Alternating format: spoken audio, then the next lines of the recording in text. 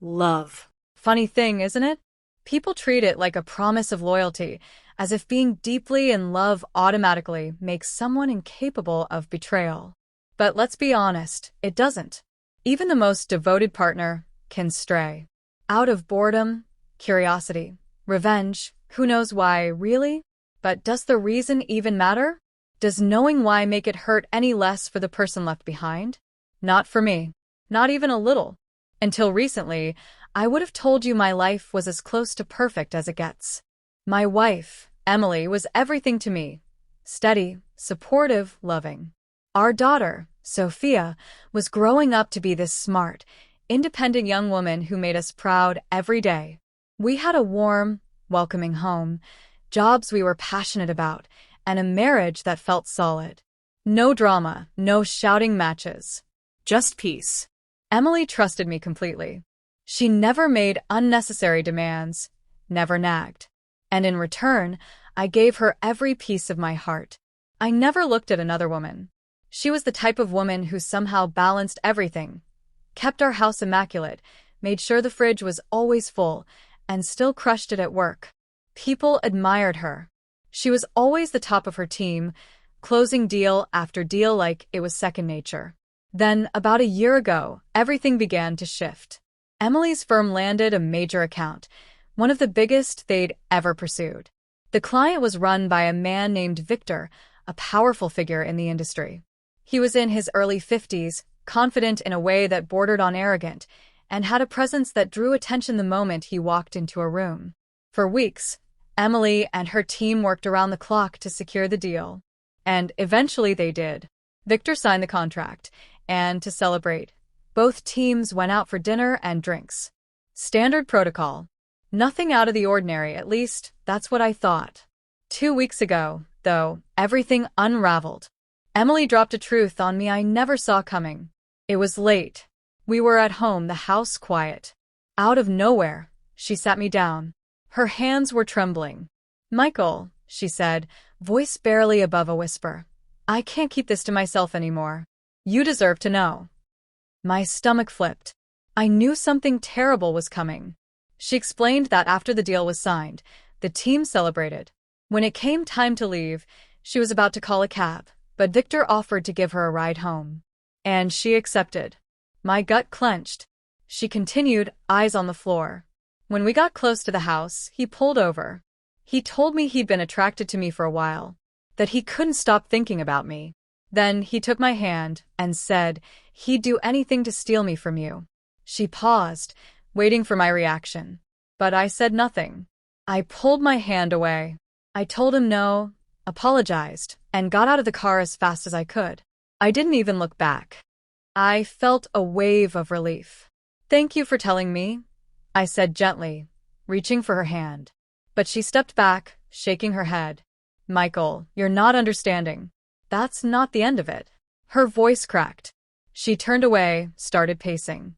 At first, I thought I could ignore him, brush it off. But he kept pushing. He was relentless. And eventually, I gave in. I couldn't breathe.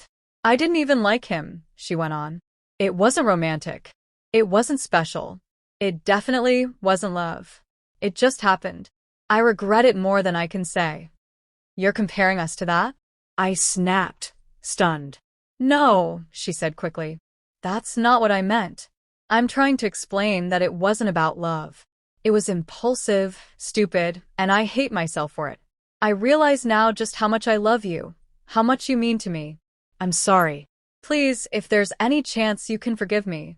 She sank into a chair, looking so small, so broken. But all I could think was how she threw away 27 years for what? A meaningless encounter with someone who probably saw her as just another challenge. I couldn't stay. I couldn't even look at her. I grabbed my jacket and walked out. No destination in mind. Just gone.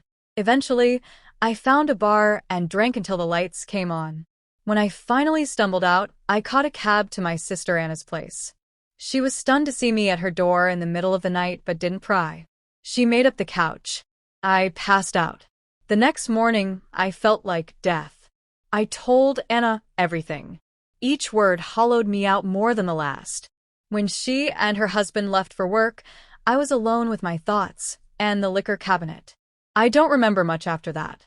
At some point, the room spun. My vision blurred. I tried to stand, but my left arm went numb. Then everything went black.